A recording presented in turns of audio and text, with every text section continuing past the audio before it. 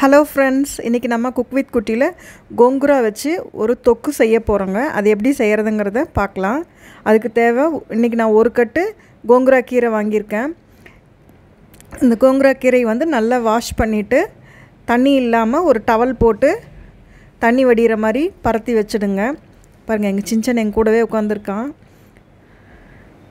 இது எங்கள் வீட்டு சின்சன் செல்லக்குட்டி இவர்.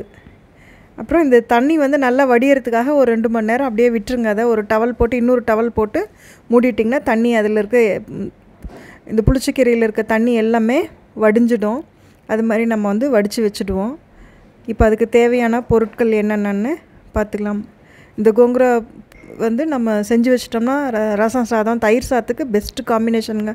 மற்ற ஊறுகாய் விட இந்த ஊறுகாய் மாதிரி இது தொக்கு ரொம்ப டேஸ்ட்டாக இருக்கும். 1 மாதம் வரைக்கும்னாலும் அப்படியே வச்சுக்கலாம். வெறும் இலை மட்டும் எடுக்கணுங்க. இதில் அதை தான் காட்டுறேன். இப்போ குச்சி இல்லாமல் இலை மட்டும் எடுத்து வாஷ் பண்ணி க்ளீன் பண்ணி வச்சாச்சு.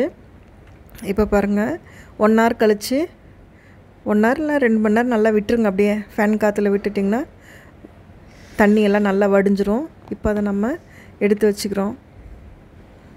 தண்ணி பாருங்கள், அந்த புளிச்சக்கீரையில் கொஞ்சம் கூட ஒரு ட்ராப் கூட தண்ணி இல்லை, அந்தளவுக்கு வந்து காஞ்சிடுச்சு. இப்போ அதை எடுத்து வச்சுக்கிறோம். இப்போ நம்ம என்னென்ன இதுக்கு தேவைங்கிறத பார்த்துக்கலாம். ஒரு கட்டு கோங்குரா புளிச்சக்கீரை, ஒரு 25 காஞ்ச மிளகா, ஒரு 25 பூண்டு, பாருங்கள், ஒரு கைப்பிடி அளவுக்கு புளி, ஒரு சின்ன கப் அளவுக்கு தனியா, ஒரு 2 ஸ்பூன் அளவு ஜீரகம், பெருங்காயத்தூள், நல்லெண்ணெய். இவ்வளோதாங்க நமக்கு தேவை. இப்படி எப்படி செய்கிறதுன்னு பார்ப்போங்க. ஒரு கடாய் வச்சுட்டு, அடிகனமான கடாய் வச்சுக்கோங்க. அதில் வந்து முதல்ல இந்த தனியாவை வந்து போட்டு நல்லா பொன்னிறமாக ஆகிற வரைக்கும் நம்ம வறுத்துக்கிறோம். இந்த தனியா வந்து கசப்பு இல்லாத மாதிரி நாட்டு தனியாவாக வாங்கிட்டால் இன்னும் நல்லா இருக்குங்க டேஸ்ட்டு. இது கூட 2 ஸ்பூன் ஜீரகம் எடுத்து வச்சுருக்கோங்களா, அதையும் நல்லா சேர்த்துட்டோம். இப்போ அதை ட்ரை ரோஸ்ட் பண்ணிவிட்டு, ட்ரை ரோஸ்ட்டில் எண்ணெயில் தான், நல்லெண்ணெயில் வறுத்து தனியாக எடுத்து வச்சுக்கிட்டோம். இப்போ அந்த எண்ணெயிலேயே வந்து காஞ்ச மிளகாவையும் 25 காஞ்ச மிளகாய் எடுத்து வச்சுருக்காங்க. உங்கள் காரத்துக்கு வேணுங்கிற அளவு எவ்வளோ உங்களுக்கு மிளகா வேணுமோ அந்தளவுக்கு நீங்கள் மிளகா சேர்த்துக்கோங்க. இதுக்கு வந்து காரம் அதிகமாக போட்டால் தான் நல்லாயிருக்கும். இப்போ புளி போட்டுட்டேன். அதுலேயே புளியும் நல்லா வந்து அந்த எண்ணெயில் பாருங்கள், இது மாதிரி வந்து ப்ரௌன் ஆகி மொரன்னு ஆகிடும். அந்தளவுக்கு வந்து புளியை நல்லா வறுத்து எடுத்துக்கோங்க. இப்போ அதே கடாயில் எடுத்து வச்சுருக்க வரமிளகாவை கலர் மாறி ஒரு வாசம் வருங்க, மிளகாவோட வாசம். அந்தளவுக்கு நல்லா வறுத்து கரிஞ்சிடக்கூடாது. இந்த மிளகா வறுக்கிற வாசமே அப்படி ஒரு அந்த வாசம் நல்லாயிருக்கும் அது. இப்போ மிளகா, தனியா, புளி எல்லாத்தையுமே எண்ணெயில் வறுத்து வச்சிட்டோங்க. இப்போ அதில் இன்னும் கொஞ்சம் எண்ணெய் சேர்த்திட்டு இந்த கழுவி உணர்த்தி வச்சுருக்க புளிச்சக்கீரையை அதில் வந்து சேர்த்து வணக்கி விட்டுக்கலாங்க. அதை நான் 2 பாட்டாக போட்டுக்கிறேன். இப்போ பாருங்கள், ஒரு கடாய் நிறைய கீரை இருக்க மாதிரி, புளிச்சக்கீரை இருக்க மாதிரி இருக்கும். ஆனால் அது வணக்கினோடனே ஒரு கரண்டி அளவு தான், அந்தளவுக்கு வந்து அது சுருங்கி வந்துடுங்க. பிடிச்சிட்டு நல்லா வந்து இந்த சுருளை வந்து வணங்கி வந்துடுங்க.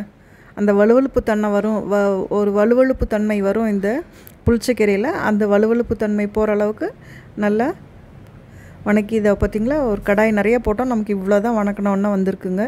திரும்ப அடுத்த பேட்சும் வந்து இதே மாதிரி வணக்கி எடுத்துக்கலாம். அடுத்த பேட்சும் போட்டு இப்படி வணக்கி எடுத்து வச்சிட்டோங்க. இதெல்லாம் நல்லா ஆறட்டும்.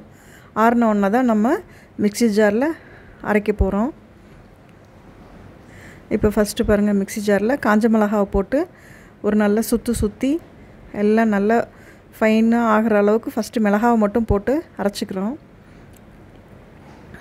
பாருங்கள், மிளகாய் இப்படி குறன்னு நல்லா அரைச்சோன்னே இப்போ இந்த வறுத்து வச்சுருக்க தனியா, ஜீரகத்தை அதில் போட்டுட்டோம். இதுவும் வந்து நல்லா அரைச்சிடுச்சு பார்த்திங்களா. அரைச்ச உடனே இப்போ வந்து நம்ம வறுத்து வச்சுருக்க புளியும் அதோடு சேர்த்து அரைச்சிடுவோம். புளியும் எண்ணெயில் வறுத்து வச்சுருக்கோம் இல்லைங்களா, அதையும் போட்டுட்டு நல்லா ஒரு மாவு மாதிரியும் இல்லாமல் அதுக்கு முன்னாடி ஸ்டேஜுங்க, நல்லா ஆனால் நைஸாக இருக்கணும். அது மாதிரி அரைச்சிட்டோம் நம்ம. இப்போது இது மாதிரி இருக்கணுங்க. அடுத்தது இந்த புளிச்ச கீரை வதக்கி வச்சுருக்கோம் இல்லைங்களா, அதையும் வந்து 2 பேட்சாக நான் வந்து சுற்றி சுற்றி எடுத்துக்கிறேன்.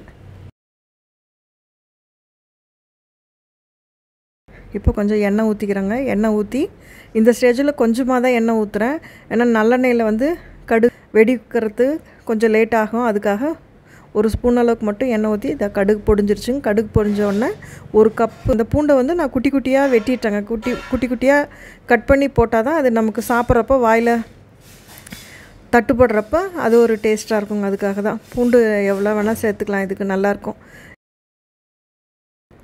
உப்பு இப்பயே சேர்த்திடுறேங்க. இப்போ வந்து இன்னும் கொஞ்சம் எண்ணெய் ஆட் பண்ணிட்டேன். ஃபஸ்ட்டே எண்ணெய் ஆட் பண்ணாமல் இப்போ வந்து இந்த ஸ்டேஜில் இன்னும் கொஞ்சம் எண்ணெய் ஆட் பண்ணிட்டேன்.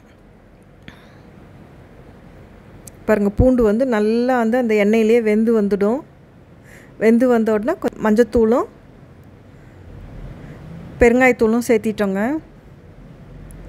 1 ஸ்பூன் அளவுக்கு பெருங்காயத்தூள், 1 ஸ்பூன் அளவுக்கு மஞ்சத்தூள். இதுவும் நல்லா வந்து பாருங்கள், இந்த பூண்டு வந்து அப்படியே நல்லா ப்ரௌன் ஆகிடணும். அது மாதிரி வந்து அந்த எண்ணெயிலேயே வணக்கி விட்டுக்கலாம் பொறுமையாக. இந்த இது செய்கிறதுக்கு, தொக்கு செய்கிறதுக்கு நமக்கு கண்டிப்பாக 1/2 hour 3/4 மணி நேரத்துக்கு மேலே ஆகும்.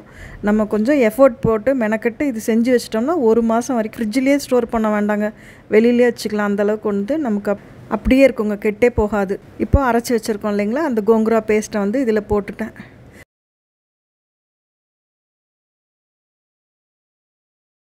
இப்போ இந்த ஸ்டேஜில் வந்து இன்னும் கொஞ்சம் எண்ணெய் வேணுன்னா கூட நம்ம ஊற்றிக்கலாங்க. பாருங்கள், ஒட்டாமல் அப்படியே கடாயில் அப்படியே சுருண்டு வருது பார்த்திங்களா, அந்தளவுக்கு வந்து வணக்கிட்டேன். இப்போ நான் இன்னும் கொஞ்சம் எண்ணெய் ஆட் பண்ணிக்கிட்டேன். இதுக்கு ஒரு 1/4 லிட்டர் எண்ணெயாவது கம்பல்சரி தேவைப்படுங்க. நல்லெண்ணெய் தான் செய்யணும். இது நல்லெண்ணெயில் செஞ்சால் தான் டேஸ்ட்டு வரும். இப்போ நல்லா சுருண்டு வந்துடுச்சு பார்த்திங்களா. இப்போ நம்ம அரைச்சி வச்சுருக்க மிளகா, தனியா, புளி அந்த பவுடரையும் இதில் வந்து போட்டுட்டோம். இதையும் நல்லா கலக்கி விட்டுருங்க. இந்த தொக்கு வந்து தயிர் சாதத்து கூட நல்ல மேட்சிங்காக இருக்குங்க. இட்லிக்கு நல்லாயிருக்கும், தோசைக்கு நல்லாயிருக்கும், சப்பாத்திக்கு நல்லாயிருக்கும், எல்லாத்தோடையும் இது வந்து இதாகுங்க. சாம்பார் சாதத்துக்கு வச்சுக்கலாம்.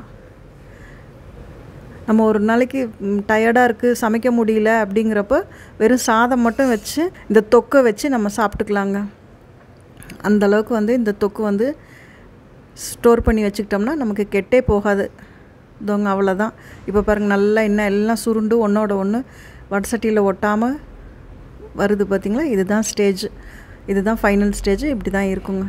இதுதான், அவ்வளோதாங்க நம்ம தொக்கு. இப்போது கோங்குரா தொக்கு வந்து ரெடி ஆகிடுச்சு. இப்போ இதை வந்து ஆறின உடனே ஒரு சில்வர் பாத்திரம் மட்டும் போடாமல், எவர் சில்வர் கண்டெய்னர் இல்லாமல் வேறு எந்த கண்டெய்னரில், பிளாஸ்டிக்கு ஊறுகாய் பாட்டில் இல்லை இது மாதிரி ஒரு கண்ணாடி பாட்டில் எதில் வேணால் ஸ்டோர் பண்ணி வச்சுக்கோங்க. இது ஃப்ரிட்ஜில் வைக்கணுன்னு அவசியம் கூட இல்லை, வெளியில் வச்சா கூட 1 மாதத்துக்கு பாருங்கள். ஒரு கட்டு கீரைக்கு எனக்கு இவ்வளோ தான் வந்து அது கிடச்சிதுங்க.